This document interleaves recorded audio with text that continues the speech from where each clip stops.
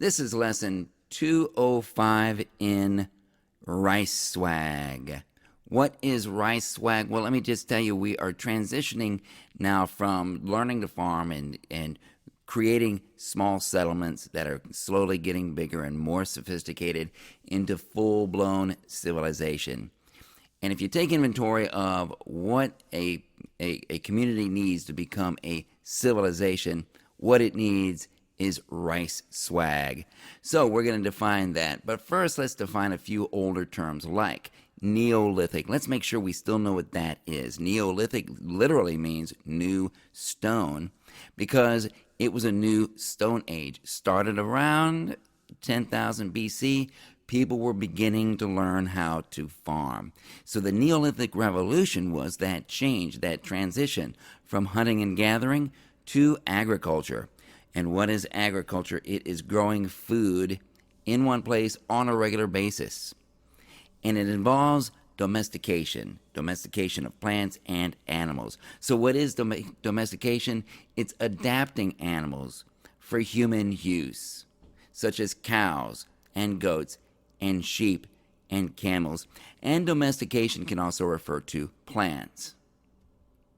So what three geographic factors makes it possible for people to grow crops? Number one, you need a stable supply of fresh water. It must be fresh water. It can't be seawater. You also need fertile soil. And finally, you need the right climate. I would say a good climate, but it really just depends on what you're growing.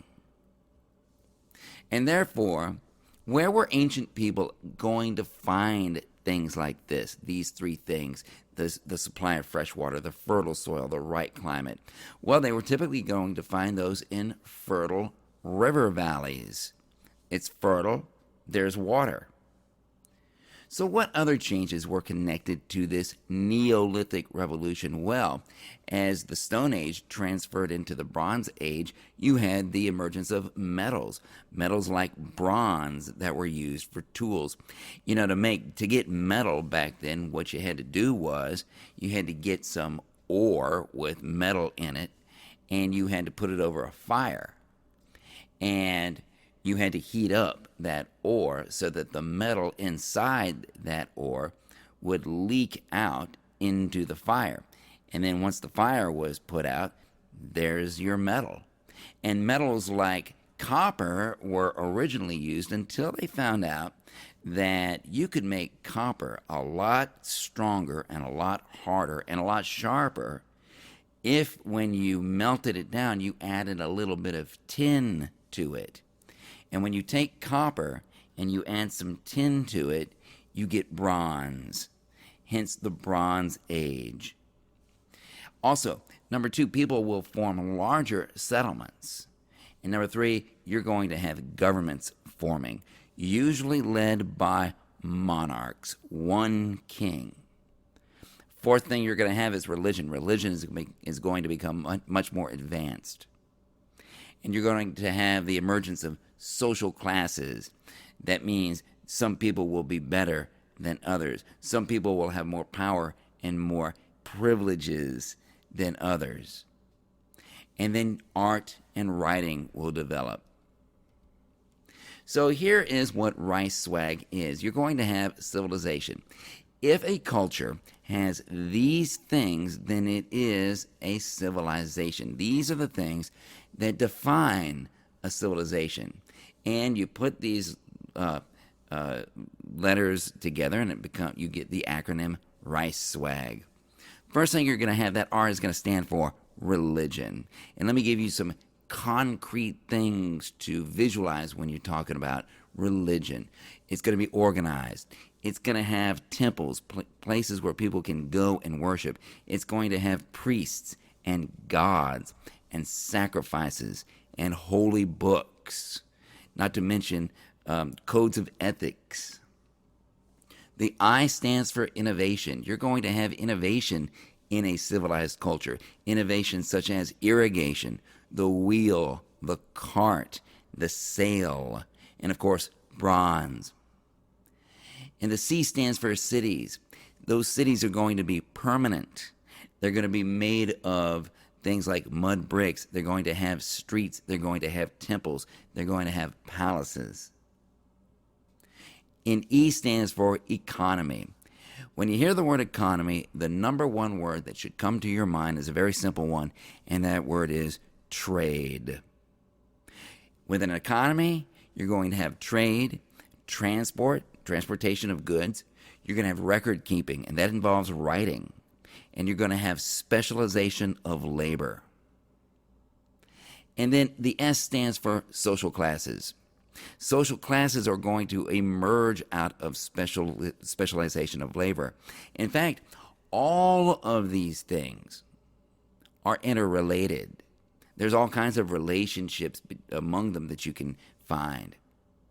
And so social classes is going to include men versus women. It's going to have kings at the top and priests, warriors, artisans, merchants, farmers, peasants, slaves, etc. The W stands for writing system. You're going to have some kind of a visual writing system, whether it's cuneiform, which the Mesopotamians will develop, or hieroglyphics, which the Egyptians are going to develop. And in that writing system, you're going to have forms of literature, legends and sagas, such as Gilgamesh. And the A stands for agriculture. Agriculture has a star next to it, because if you don't have the agriculture, you're not going to have any of the others. Agriculture is the cornerstone of all of these.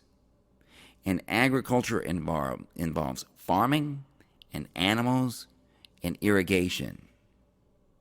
And finally, the G stands for government. And when you think of government, think of things like this: monarchs, taxes, laws. So let's take a problem that early civilization is going to have. Here's the problem. You're a farmer. You live in a dry area that does not receive an adequate amount of rainfall to water your crops. So therefore, you have to irrigate your crops from the river near your field. But here's the problem. The water level in the river is approximately 3 feet below the bank of the river. How are you going to get the water from that river up 3 feet into your fields? And the solution? You need to design a contraption that will carry water from the river 3 feet higher into your fields. Some kind of invention, some kind of innovation. And the resources you have at your disposal are things like wood, clay, rope, stone, and your family. Maybe you have 4 strong sons who can help you. Well, what were some of these solutions? Here's one in Mesopotamia, right? You had a screw that would be driven by an animal going around and around a hole in the ground that reached down to where the water was. And that screw would take a bucket and bring the bucket full of water up towards the surface. And so that was Mesopotamia. Egypt developed a lever system where you could bring a bucket down to the river and then bring it up out of the river with a counterweight that would help you lift that much water. India came up with a wheel with buckets on it that would go around and around, catch the water, and dump that water from at the top into some kind of an aqueduct. And then China was real innovative. They had the square pallet chain pump, where people would ride it like a bike and turn it, and that pump would bring water up out of the river.